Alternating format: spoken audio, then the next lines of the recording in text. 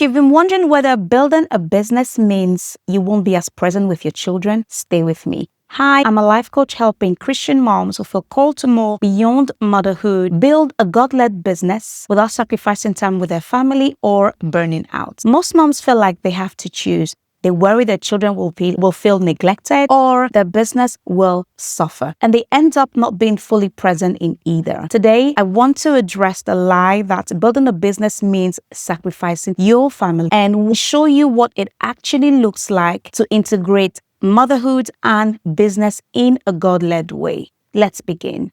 In the book of Proverbs 31, we see a woman who plans, is intentional with her gifts and her time, is attentive to her family, and provides. She engages in business and fears the Lord. Now, don't get me wrong, she is not a machine. And the Bible just gives us a snippet of her life. It doesn't tell us that she did all of these things at the same time. Verse 13 says, she selects wool and flax and works with eager hands. She's like the merchant ships, bringing her food from afar. That's 14. And I'll just keep reading a few verses. She gets up while it is still night. She provides food for her family and portions for her female servants. She considers a field and buys it.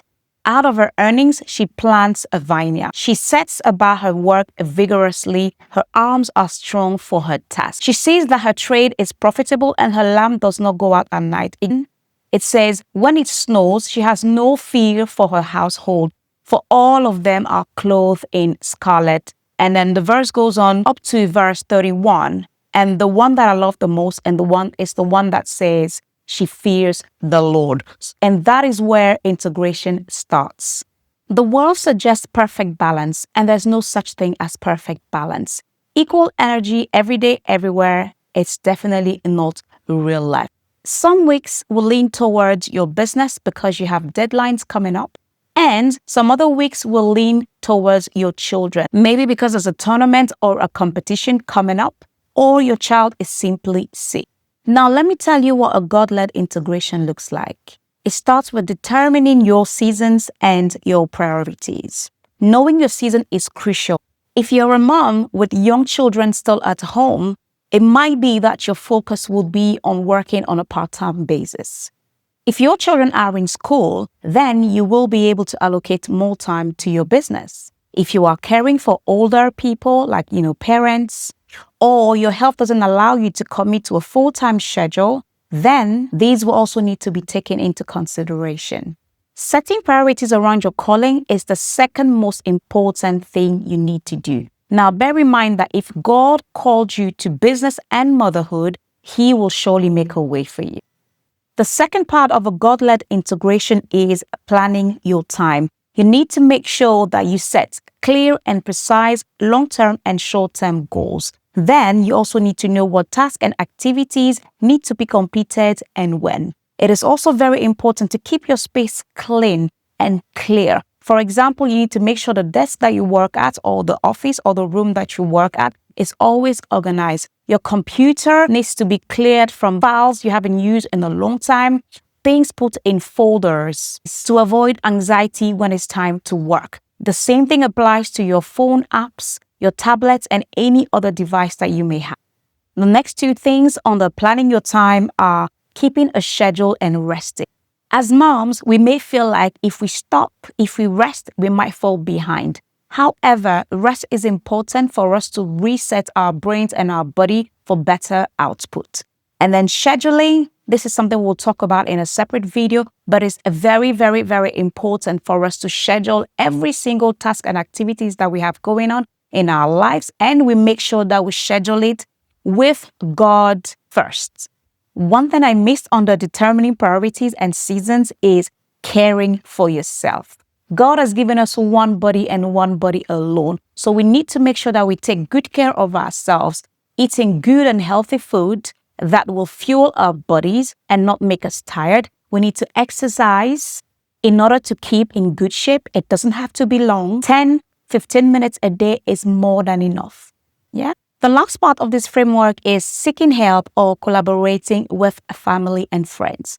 Again, this depends on the ages of your children. If your children are young but fully in nursery, then you would have time to focus on your business during the day.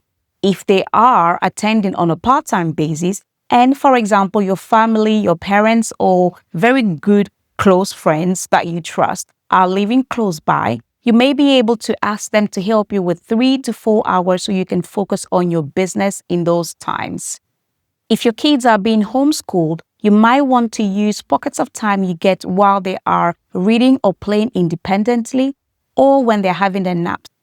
If your children are older and they are in school, then you can have the time that you need to work while they are in school during the day. When they are at home, you could let them know, this is the time for mommy to work, so please do not disturb me until such and such time. The same goes for your husband. Another thing you could do, if you can afford it, of course, is to hire someone to help you with cooking or cleaning once a week.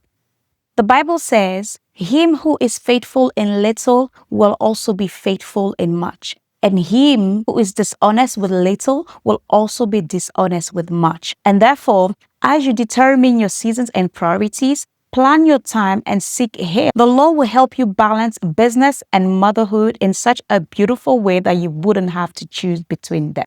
Involving God isn't just praying and hoping it works out. It's inviting him into your planning, your pace, your schedule, your calendar, and your decisions. As moms, we have to model faith and purpose for our children. When your children see you manage your time with intention, they see you pray, they see you rest and work, plan, they see you honor your commitments and also honor your family.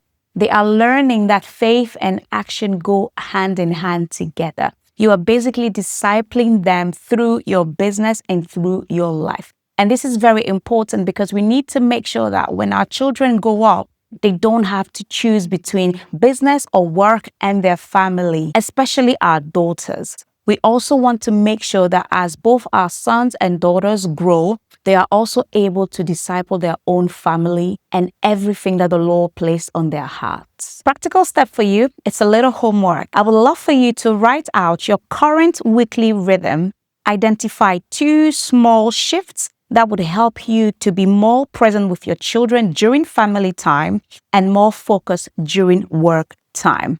All right, Mama, we've covered a lot. And I would really love to know what's one thing you do today to protect family time while still building your business. Drop it in the comments. I read them all. And I pray that God gives you wisdom as you nurture and build at the same time. Trying to take what we've talked about and put it into practice. You don't have to choose. You can steward both well. I'll see you in the next video.